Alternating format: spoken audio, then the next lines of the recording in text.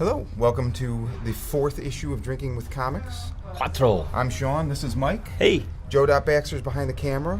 This evening, if you watch the last issue... that's you, waving. I thought there was a problem. If you watch the last issue, you will know that we are adding science officers. This is Mike's idea to name them science officers, and because it's a Star Trek thing, right? Yeah, are you ladies comfortable with being called science officers? That's fine. Okay. It's not a demeaning thing at all. Our lovely It's like science officers, Sara and Erin.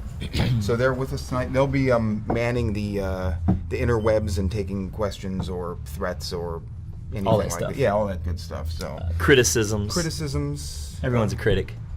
Naked pictures. Hopefully, let's not get any of those. Oh, please. Unless it's like Why? Unless it's like Hellboy naked pictures, which I probably shouldn't have said that live. Science off. Well, anyway.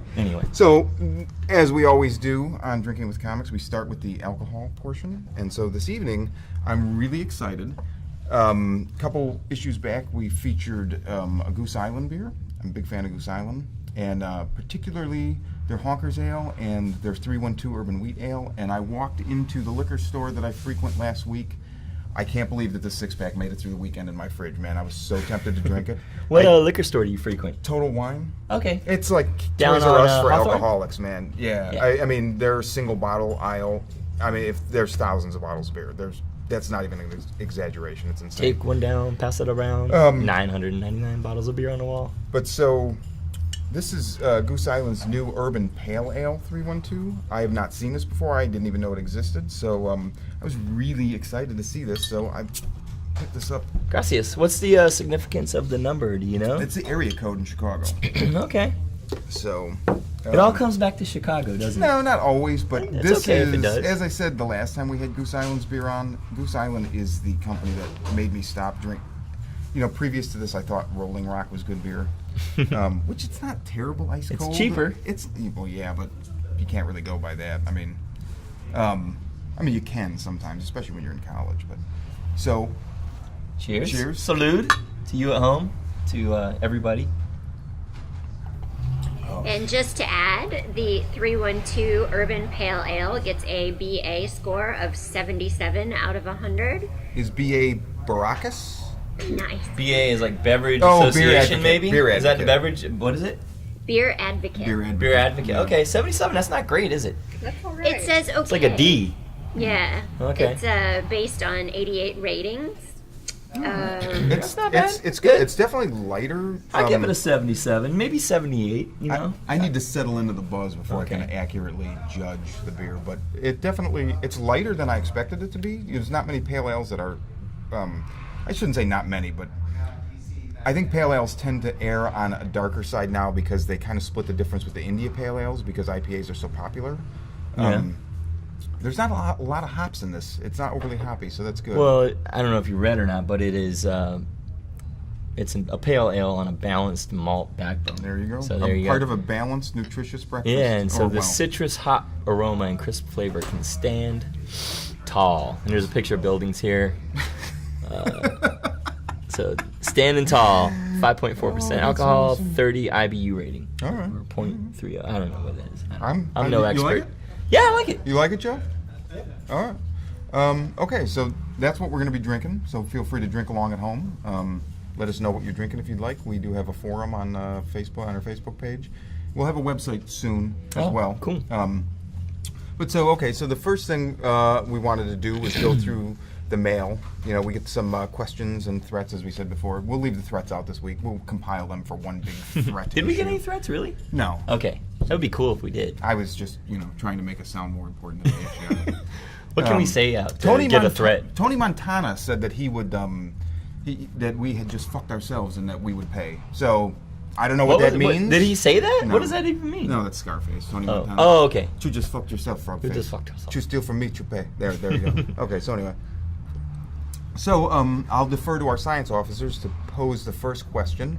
And as an addendum, we do have the forum up on Facebook for questions. However, it's come to our attention that the forum is not visible on the like when you're viewing it mobile. So we're going to remedy that at some point. So if you're on your phone and you want to ask a question, you can always just put it on our timeline, and we'll take it from there. But so I know we have a few questions. Well, if you've made it this far and you're on your phone, you probably have our phone number, so you could just call us. Right? No, or maybe not. I didn't want to make the phone numbers public. We can put your phone number. No, and then you can get weird calls in the middle of the night, like, what are you wearing? Nothing. It'd be Philip Seymour Hoffman from Happiness. You ever Yeah, see that? well, you know, Philip Seymour, he's my buddy. That's what. Yeah, I forgot about that. Anyway, that's no, I can't condone that. He's just an amazing. Why is it? He was an amazing actor. Yeah, you know? I mean, but so what? Dana Carvey lives, and cares? Philip Seymour Hoffman's dead. That's not. Is fair. Dana Carvey still alive? Actually, I don't know. I probably shouldn't have said that. You know who's still alive is Angela Lansbury. I have this game, the celebrity game I like to play, like where I throw a celebrity's name out there, and she's alive, right? You're looking that up, aren't you? You're fact checking me. Bob Barker's still alive. Bob Barker and I share the same birthday. Wow, but The same not year. not the same. Interesting. Well, you heard that here first. That means you probably have spayed your pets. And neutered. This conversation has just completely This gotten guy away too? from me. I have no idea what we're talking about. Anyway. But yeah, so I throw a celebrity's name out, and whoever can reply first with the right answer, alive or dead, gets a point. Now, It's a game I made up. Okay. So, for instance, Ricardo Montalban. Dead. Yes, you get a point. I had to think about that for a minute because he lives on in all of us. Because Yes. he probably has a coffin You're the lined guy with fine from, Corinthian leather. Oderus Urungus or whatever yeah, died today. Oderus Gwar. Urungus died from Here, Gwar. let's So- pour a little beer out on the floor for Gwar. I'm sure he'd probably kick you in the balls for He was a wasting good beer. singer. I mean, if you listen to Gwar and like take the visual element away, like good songwriter, good singer. Yeah, he had yeah. a good range. You I ever think. see him live? Yeah, a couple times. Yeah. it's pretty insane. I took my wife. About 5 or 6 years ago. I didn't tell her what they do, Nice. and yeah, she was shocked. It was great. As I'm sure if you didn't know what Gwar did and you were brought to a live show, you would probably be shocked. Especially if it was one of the You think they're shows. going to go on, or do you think? I hope not. I mean, it just seems like they should do something different. I feel like they should go on. I don't know, but anyway, we Okay. digress. So anyway, Science Officer Sarah, if you'd like to throw one of the questions at us, we would be happy to answer it. Okay, Tori from Chicago would like to know your feelings on Mike Costa's God is Dead. You have any? Do I you? don't know the book at all. However, I'm glad that she asked this because I had actually been anticipating it and forgotten about it. Mike Costa wrote, for the last several years, he wrote G.I. Joe: The Cobra Files. It went through a couple. I heard that was good. Oh, it was insane. Like, you just take everything you think a G.I. Joe book is going to be about, throw it out, and it was like not a lot of costumes, deep espionage, just crazy. They killed a ton of people. Killing's good. It was they took a lot of just shit characters and like you remember, okay, there was a character, Crystal Ball. He was like this weird. Oh, that was created by Stephen King, wasn't it? Stephen King's son, Joe Hill. But Stephen King. well, I don't know if he created him, but he wrote the file card back in the day, right? But so anyway, so Crystal Ball was like a very lame character. They made him a cross between Alan Moore and Charles Manson. It was amazing. I mean, the first time he shows up, you're like, oh my God, it's Alan Moore and Charles Manson's love baby. So it was just a really interesting take on the concept of G.I. Joe and the undercover thing. So anyway, so Mike So Costa read G.I. wrote it. Joe, Tori, is our answer because we have not read. What is it called? Cobra Files. God is Dead is God is his Dead. book, I think, for Yeah. Avatar? Yeah, Or it's Image? Avatar. Okay. And Avatar they specialize kind of in giving writers their creator-owned thing, kind of like the way, I guess, Image does as well. I think Avatar is a little bit more under the radar. But I don't know much about God is Dead, but I'm glad that you brought it up, Tori, because I'm going to be buying it this week. We're gonna have to read it now. Yeah, because plus I love the title. We suck, don't we? Not read it. No, we don't. But you should read G.I. Joe Cobra Files, Tori, because it's Very really good. good. No, I haven't read God is Dead, but I'm familiar with it, and apparently it's like basically every religion is involved except for who are the crazy ones? Well, they're all crazy. Yeah, I was but, going to say, yeah, you'll have the to ones that narrow will that kill one down. you if you represent their god in the comic. Is it You're still going to have to narrow that like down. Muhammad or something like that? I don't know. The ones that get all crazy and like kill you and stuff. Mike Costa kind of Westboro punked out. Baptist Church? No, but thank God that guy died, right? Let's go spit on his grave. Hey. That's pretty awesome. I don't believe in taking the high road. Nice.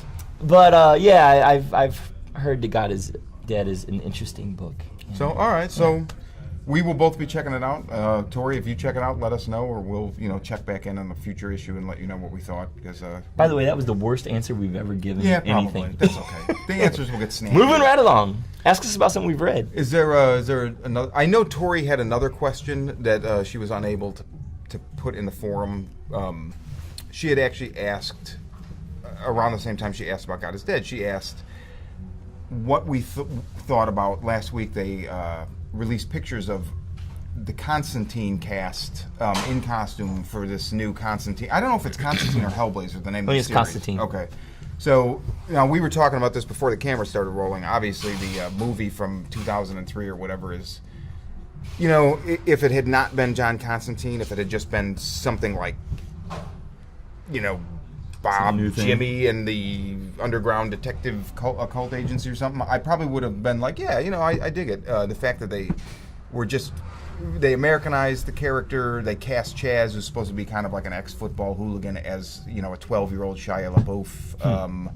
I don't even know if I can say his name anymore because he's no longer famous, so that, Shia LaBeouf? Yeah. Oh, he's more famous than ever, isn't he? Yeah, no, I know. I'm just being...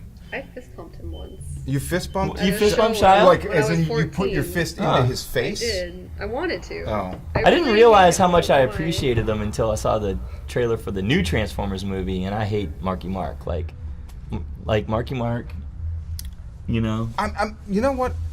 He's half and half with me. There's some great movies that Wahlberg's in. Like, he's done a great job sometimes, and then other times it's just like... Well, Boogie Nights, I think. Well, it's one of my favorite Probably the only movies. Marky Mark movie I've ever seen. I would have seen Rockstar if Marky Mark wasn't in it, because I like that story, the Judas Priest thing. Right. Yeah, I think Boogie Nights is a good movie, but not because of him. No, it's not. It's not because of him, but he doesn't subtract from it. He doesn't detract from it. No, he's kind of like a blank it's just a great canvas movie because it's that's Paul Thomas Anderson.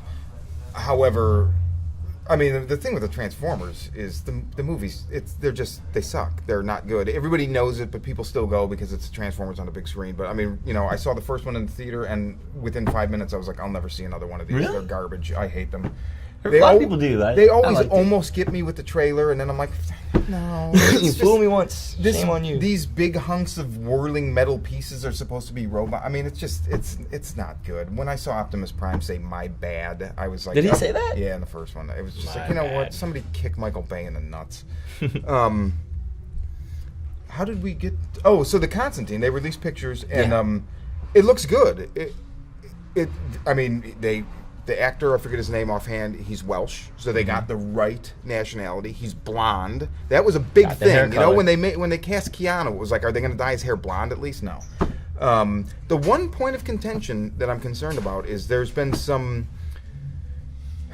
question as to whether he'll be able to smoke in the show, because apparently, Science Officer Sara, if you'd like to tell us now what you told us earlier about smoking on broadcast TV.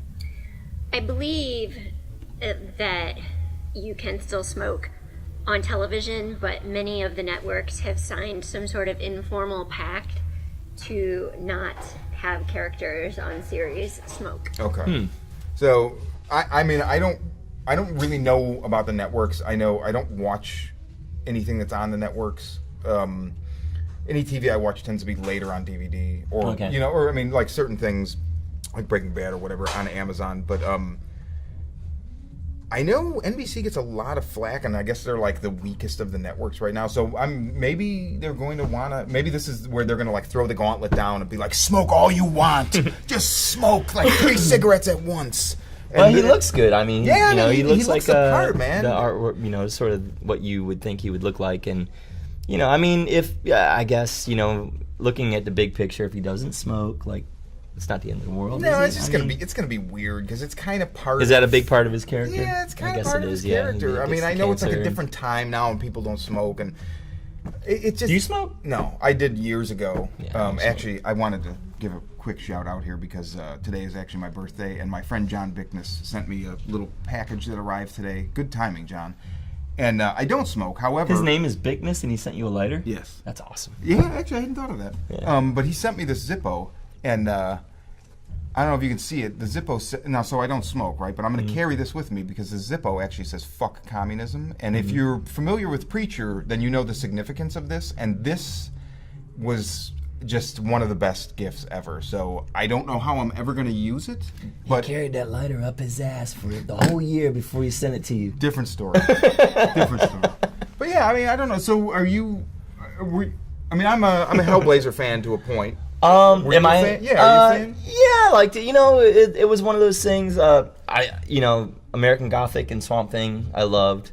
And then when Hellblazer first came out, I'm dating myself, but I bought the first 2 or 3, and it was kind of over my head, and I just didn't grab on.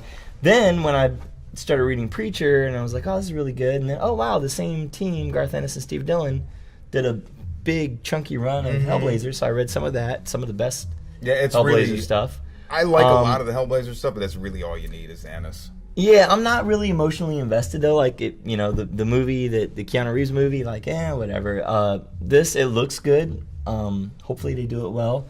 Arrow, another DC-based TV series. From everything I hear is cool. I've heard I don't know if it's the same people or not, but I'm like, it never hurts to have more comic book shows. No, on TV. agreed. Definitely agreed. So, yeah. Hopefully it's good. Yeah. So I mean, I think I think we can safely say that we're both looking forward to this, maybe with a little bit of trepidation. They should take like a house approach, I think. That would be really interesting. If the actor is good, I don't know much about the actor. I haven't seen. No, I don't know anything about him. But if he's like got that sort of charisma and I mean, it could be a good thing. And hey, if people learn about the Constantine comic through it, all the better. Well, I mean, that would be interesting too. Another thing I'm wondering is this going to be the Constantine from Hellblazer, which ended about a year ago, or is this going to be the Constantine that has been pulled into the DC regular universe? Because it's different. I mean, I'll be honest, I haven't read the new Constantine book.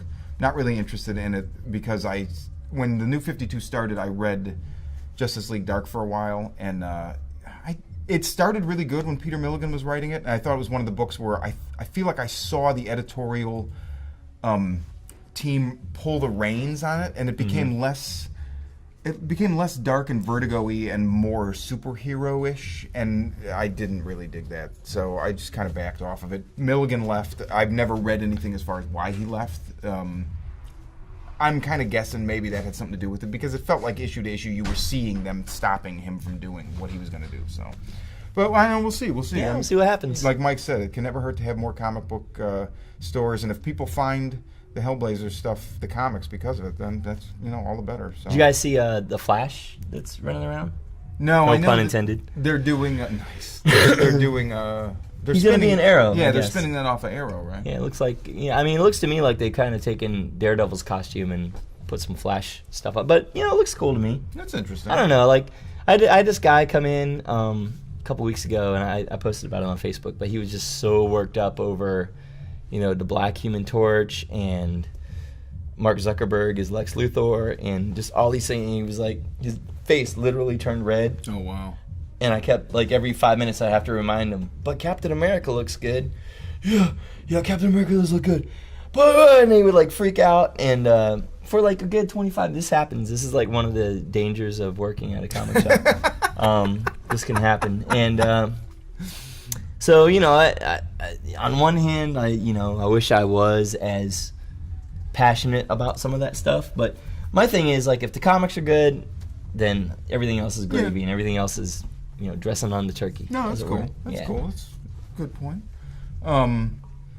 Okay, well, let's see. So, I'm not checking my social media. I'm actually. I have a little manifesto here, so we don't get love off it. course. Thank God somebody's prepared. So, do you have any announcements for the store that you wanted to? Announcements. Well, we have Stray Bullets next week, so that'll be coming. That'll be happening probably before this is edited. I don't think so. Well, yeah. We're gonna have a Deadpool wedding day. Oh, I saw that. Yeah, Did you see that? Invite, yeah. So if you guys want to renew your vows or whatever, you can come in that day. We're gonna have an officiant. You know what an officiant is? Somebody who can make weddings happen. And it's gonna be a comic creator. I think it's gonna be Josh Dysart who writes Harbinger.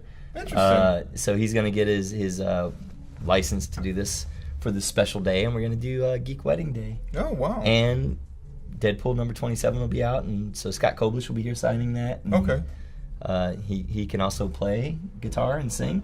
So maybe he'll sing you a wedding song, and Wow. it's going to be a great day. And then this is an exclusive. I haven't told anybody this yet, but I think it's July 5th. We're going to do the Hellboy Artist Edition for Hellboy in Hell. It's coming out, and we're going to have Mike Mignola here, and we're going to do a really cool event for that, which, by the way, Hellboy turned 20 Saturday. So big shout out to Mike, to Right Hellboy, on. to Christine, and to Katie for making this thing just amazing. And it's one of 20 years of a comic, of an independent comic from a sole sort of vision is almost unheard of. I mean, you have Spawn, you've got Savage Dragon, but I got to give it up to Mike for creating a vessel with which he can tell every story he wants to tell, and a voice for himself. And Hellboy reminds me a lot. Like I like the way you say that, because it reminds me a lot. Okay, Spawn and Savage Dragon. Hellboy reminds me more of like the great indie band that has this cult following that's enabled them for 20 years to do only what they want to do. I mean, it is a rare thing. I mean, not that like a Fugazi or a Sonic Youth or something. It kind of has that feel. I was telling Mike before we started filming, I've never read Hellboy. It's just one of those books that has eluded me, the whole time. Can I give you this? Here, this is for you, dude. Okay, all right. I would love to It's read made this. just for that purpose. I love the movies, particularly the second one. And it's one of those things, like, I've always wanted to read it. It's just here's what I know I have to do is just pick up the trades, and it's just I just haven't done it. So because I spend so much money on monthlies now that I'm like, I'm going to buy that trade. Oh no, I'm not. I'm There's a lot to get into. I mean, there's a 20 years. There's a Yeah, body of work right. there. So I can understand the trepidation, but give it a I'm going to. Eventually, I'm going to. You will soon be Definitely. broke. Nice. So now I wanted to go. We're kind of trying to make some, regular features here on the show. And the next one I wanted to do, it's like a two-part thing. So I wanted to. We kind of sit down and say, what did we read last week that really, really blew our hair back? So. Do you want to start? I have one. Dude, I have two in mind. One of which you're sold out of, which is not a criticism. I'm glad. What did I it's say? sold out. Oh, Moon Knight? Moon Knight #1 came out. I'm going to let you take this one because the only thing I read last week, and it didn't blow my hair back, was Serial Geek, which is a magazine about 80s cartoons. I have to show you. We get like 2 copies here. Okay. But it's about like He-Man and Thundercats. Oh, and, wow, And it gets okay. into the history, from Mattel developing it to the cartoon and how it all went down. It's more of a behind the scenes sort of informative sounds thing. pretty cool. I don't have a copy here to show you, but Well, but anyway, we'll it's cool. feature it on another. Yeah, we'll talk about it later. Yeah. Okay, so there's 2 then. Moon Knight #1. If you're familiar with Moon Knight, he's a great character. He's kind of a D-list that he's another example of. And I don't want to pick on DC, but it's one of these things where DC kind of deals with these very 50s golden age archetype characters that don't necessarily fit so well into the modern era. And Marvel has all these characters that are like somebody just basically like, oh, let's have this guy in white that's something with the moon. And it works. The artist and the writer that create them, there's a synergy, to use a word that I hate, but I couldn't think of anything else. And so anyway, Moon Knight's had several titles, and none of them last super long. I think the one in the 90s went 60 years, and it was okay. I mean, there were 100. No, wait. Yeah, maybe. Yeah, you're right. 60. Well, the one Yeah. in the 80s I never read. That was 38 issues in the Okay. 80s. And then 6 issues. I love Moon Knight, Confession. He's a great character. Fist of Khonshu was the second Moon Knight series. It only lasted 6 issues. Oh wow, I didn't know that. Yeah, and then there was the third series, which was 60 issues. Right. And then, Well, and then we had the. Well, then there was the Houston and Finch series. Yeah, it lasted I didn't read. 12 That or was so. that was the era where I felt like Marvel was spinning its wheels a lot. Bendis and Alex Maleev did, or Maleev, I'm not sure how to pronounce it, but they Maleev. did a Leave. Okay, I think Maleev, yeah. I think so. They did a 12-issue run, 2011, 2012. That I thought was just awesome. They dealt a lot with his mental state, and I mean those guys, they could do anything, and I would read. I mean, literally anything. If they announced tomorrow that Brian Michael Bendis and Alex Maleev are doing Gilligan's Island, the series, I would be reading that. They There should was do no that. doubt. That would be great. Somebody should do that. I feel like their Maybe efforts Bendis and Maleev. their efforts are best spent elsewhere. But if they did it, I'd read it because they're that freaking good. But so anyway, so that only lasted 12 issues, which kind of surprised me. But so now, as part of this new Marvel Now initiative, Warren Ellis is on it, and he was a little bit more prolific about 8 years ago, and it seems like he's not writing comics as much. He's really making headway into being a prose author, which is awesome. So this is kind of rare. Like, I feel like for a while, almost everything I was buying 8 years ago was Ellis related, and now not so much. But so he's back and he's doing Moon Knight, and he wanted to do a very weird crime, street level, almost like urban noir take on it. And from the first issue, I'll tell you right now, it works. I don't know if it's going to last. I feel like Moon Knight or Khonshu or whatever the Egyptian god's name that is his counterpart, I feel like it's kind of a doomed character. It doesn't last very long, but I'm really looking forward to however long this goes. I'll read it. It reminded me a lot of, Ellis did a book with Ben Templesmith 6 or 7 years ago called Fell. Fell, yeah. And it was weird crime. And every issue was standalone, and it was just this detective in this, I think it was Snowtown, and it was just always these weird, just weird crimes. And this reminded me of that, so that's, I don't know, it's cool. We're just going to ignore that phone. That's but fine. Yeah. Is that Asmodeard? Who knows? You have a question? I have an insertion. Insertion. Ooh, I love Can we insertions. do that on public access or whatever? No, not public. What you got? That's what Public sorry, you're talking podcast. about dating yourself. Well, just thanks. to tag off your Gilligan's Island Uh-oh. comment, Warner Brothers is in talks Yeah, I know because the this. series turns 50 this Mm-hmm. year, and apparently they've cast. They've hired Christian Bale as Gilligan, I would see that shit in a heartbeat. No. Nice. We're gonna have to get off this island. I don't know what's going on, but I'm gonna talk about That's only when he plays Batman. I know. He's going to lose a lot of weight. He's going to be like, Say that. carry a soccer ball around. Oh, that's funny. But who's going to be Gilligan? They haven't. They're nowhere near casting yet, but they have recruited a team of producers and writers. Oh, okay. Not gonna see it. I mean, unless it's You might. No, Don't not say unless that. Warren Don't say Ellis is that. writing the script and Malev is You gonna might like say draw it. the people. I don't know. I heard Philip Seymour Hoffman was playing the skipper at first. But okay, so that's not everything needs to be remade. Really, I mean, not everything. But if you look at TV in the 70s, like, it was just such, like, I mean, there were 3 channels, right? Yeah. And everything, like, only the best ideas got through. No, Well, I don't buy that at Three's all. Company was great. People- Dukes of Hazzard. People just were not. It was just a different time. It was a totally different time, and so, it's natural that looking back on it 40 years later, it looks weird or stupid or whatever. I get that. I grew up watching a lot of this stuff in syndication. Mm-hmm. It doesn't necessarily mean that it's good. I don't know that there was. I mean, I'm sure I can't think off the top of my head something. I can't be like, that wasn't good. This show from the 70s was good, but Different Strokes was good. a very special issue or a very special episode. Of Different Strokes. Yeah, no, I don't. So remember the Gooch? The Gooch? Yeah. Is that on Different Strokes? Yeah, he was like, I don't think they ever showed him. He was like the bully character. Then kind of like Joe Dot Baxter. They never showed him. He would just be alluded to. And all the Joe Dot time. Baxter is a mad bully too. He beat me up for my beer money. You almost didn't get one of these. Really? Yeah. Oh my God, Joe Dot Baxter, you can't have my beer. I'm just kidding. We love Joe Dot Baxter. That's interesting though. So, do you want to talk about some other comics? One other one. So Yeah. this I waited for a long, long time. This came out last week. Garth Ennis and Craig Cermak did this book called Red Team, and the final issue, I feel like it was pending for months. I'm not positive. I feel like it was 3 months I waited for it. That might just be exaggerated because I really wanted to read it. But the final issue, number 7, finally came out, and it was awesome. I reread the whole series last night. Basically, Red Team, Ennis said in an interview I read, while he was working on The Punisher, he thought, how would this actually work if somebody wanted to do this in real life? If let's say a group of cops were like, I'm sick of these criminals getting out of this and, us never being able to make anything stick, and they hit the street again and we waste 2 years, undercover, blah, blah, blah, blah, blah. So the book concerns a group of 4 cops in New York that basically at some point say, okay, this person we spent 2 years trying to get dirt on and bust just walked. He's responsible for... most recently, when the series starts, another cop's death. He's responsible for all this horror, and we're going to figure out how to kill him. and then it goes really well. Like, it actually goes off without a hitch.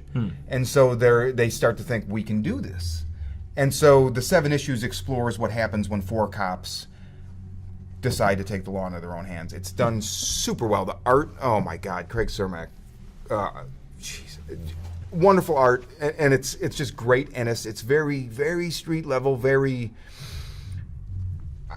It's like, it reminds me kind of The Wire or The Sopranos or stuff like that. Like, it just has this grit that it's not grit for grit's sake. It's just gritty because this is how it would be in the real world. I read somewhere that like LAPD actually had something like that happening where I think I saw it on Facebook the other day, and there's another comic series or maybe a movie, I can't remember, about this true story. LAPD would not, it wasn't official, obviously. It was like a secret sort of little society.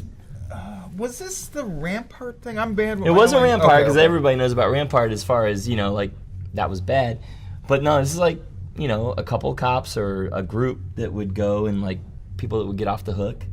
They would hunt them down and kill them. I have to look that up. Interesting. Maybe science officer Sarah can find out. LAPD. Murder Squad. Murder Squad. Punisher Squad. Yes, I was motioning if anyone in the audience. I got one left. Sorry, I only brought the 6-pack. For a safe ride home. No. Here, I'll take it over. Thank you. Here, wait. I can teach people how to twerk while I do it. No. I think everybody already knows how to twerk. Here you go, sir.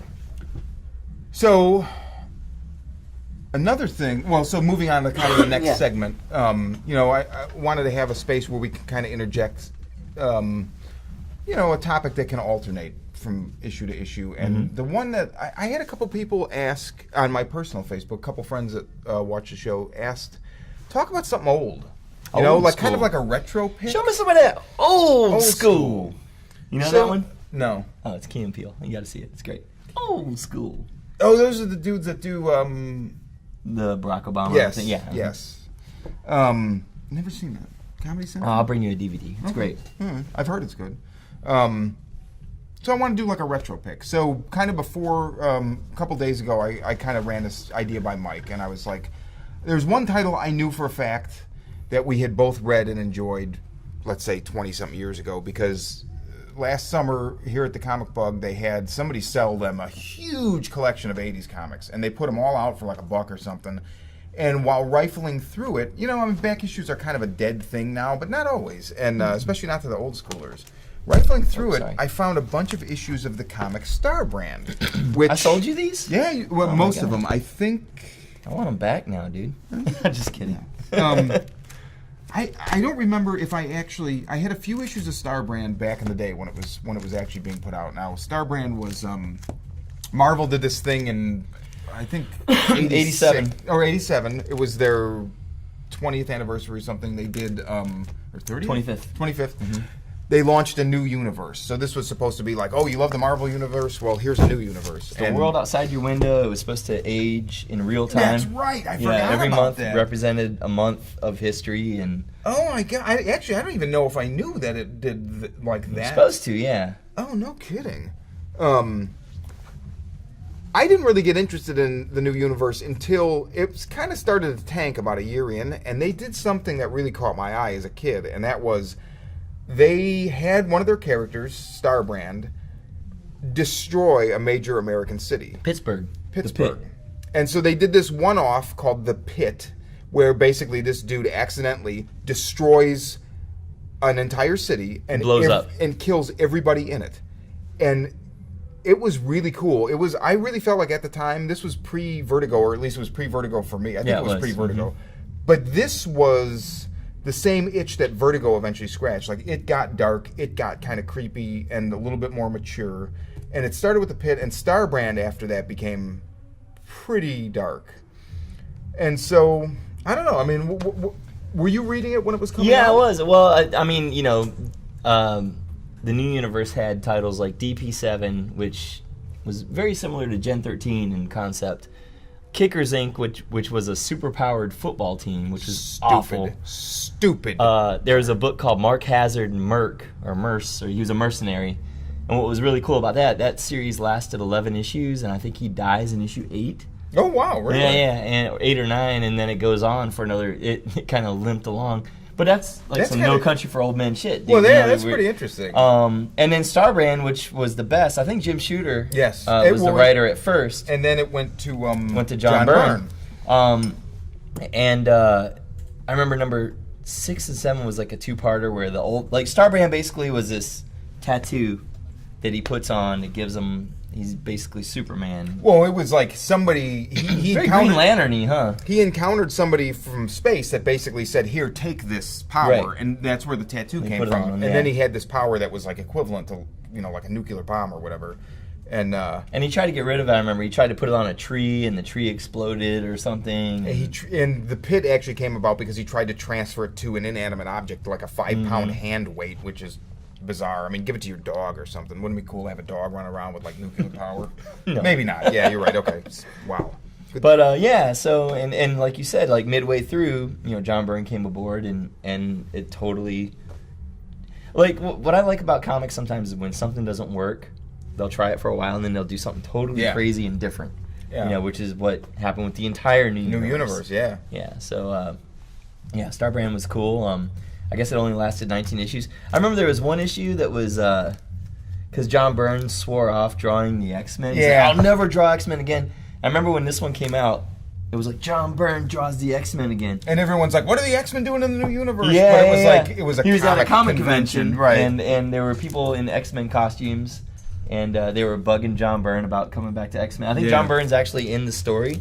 I think you're right. And they're, will you come back to X-Men? And yeah, I mean, it was a great series. It was really cool, and they I don't know how it holds up, but it holds up. After the Pit, they started doing this thing where they had these backup features, and I remember as a kid, the first issue after the Pit that I read, the backup feature was, so in the Pit there was this family of 4 that got caught in the explosion in the car, and they eventually get pulled out by the government or whatever, and they get isolated so that they can test their blood and see what's wrong with them, blah blah blah blah blah, and the family bleeds together, and then this amorphous thing with multiple faces, and it just starts eating people, and it was really it was creepy. There it is. There you go, the hand weight. And then he blows it up. Yeah. What's up, dude? Yeah, it was good stuff. It was really good. It was I don't know. So we'll do more retro picks as we have more issues. I'm sure there's tons of stuff that either we share or that you can school me on, because you can't read everything. It's just not possible. I wish that it was. I mean, you can't listen to everything, you can't see everything, you can't read it. We try. You try, but we didn't read God is Dead. Right, exactly. Certainly, So but we try. we'll remedy As that. a small aside here, I was curious when you used the term old school, because it's been around for a while. But I thought it was a relatively recent term. Well, I looked at the etymology of it. Uh-oh. Do you know that term has been around since 1749? Wow, that is old school. Yeah. How was it? How was it created? It was actually, it started because it was based on it's an adjective and simply notes that it's a compound of old plus school in reference to conservative beliefs or principles.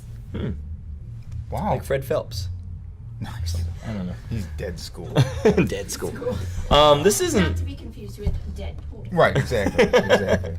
This isn't very old, but it's a graphic novel I really like, and anytime anybody comes in that doesn't normally read comics, and I want to look smart, I always introduce them to this. This is like one of the most heart-wrenching graphic novels. Have you ever read this? No. Want to borrow it? Yeah, I'm totally read unfamiliar. It's called 3 Story: The Secret History of the Giant Man. It's by Matt Kindt, who currently is doing a series for Dark Horse called Mind Management, which is amazing too. I've heard that's good. Yeah, it's really good. I mean, this guy is, sometimes, like, Grant Morrison is a smart writer, and he wants you to know it. Matt Kindt is probably the smartest writer in comics. Interesting. Yeah, I think so. And like, makes you think in ways, or the way he writes things, like, wow, like, you don't, it's extremely intelligent, and you can't just be smart. You have to also be able to connect. Yeah, right. With your emotions, with your heart. Don't read this in public. I mean, it's You're gonna cry. it's touching. You might. I'm not saying you won't, especially after a couple of these. You know, when you're a little more in touch with your feelings. But it's 3-story, The Secret History of Giant Man, and it's called 3-story because number one, he's 3 stories tall. But number two, it's told from the perspective of 3 different women in his life: his mom, his girlfriend, and I think maybe a coworker or something. I can't remember who the third one is. And it's drenched in metaphor, like he grows as the story goes along. Basically, he's got like a tumor or something growing like up against his pituitary gland, which makes you grow and grow and grow. Okay. And as he gets larger, his eardrums get thicker, so he can't hear a normal unamplified voice, and it's like he becomes out of touch with the world around him. Yeah, I mean it's really. It sounds really good. It's great, dude. It's really good. He does not have a star brand, unfortunately, but he has thick eardrums, and my recommended. It's a couple years old, but that's fine. Again, it's amazing. Read this. Read My Management, and he also did another book called Revolver, which we'll talk about in a future episode. Yeah. That's another one I haven't read. I'm slightly aware of it, but I don't know anything about it. You know, we love Dave Lapham. This guy's up there with like a it's peer. good stuff. Yeah, well, you know, he he's didn't just do good.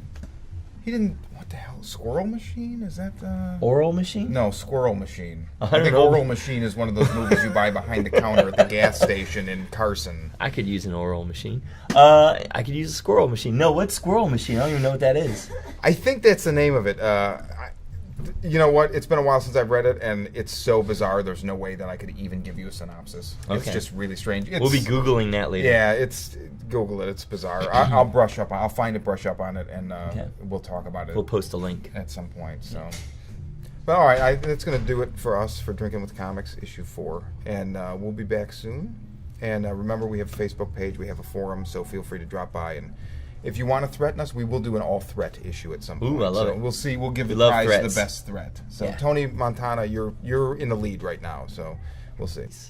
Thanks for watching. I don't know if you made it this far or not, but let me give you a little something for your time. Oh, baby. Movie shot. That's for sticking with here it. we go. So now 38 minutes Now in. you won't see this at all because Are we gonna get censored? Yeah, the police state's we gonna love you, kick in, America. so- Come back in a couple weeks for issue 5. Drinking with Comics Right number on. 5. Cinco Cheers. de Mayo. Peace.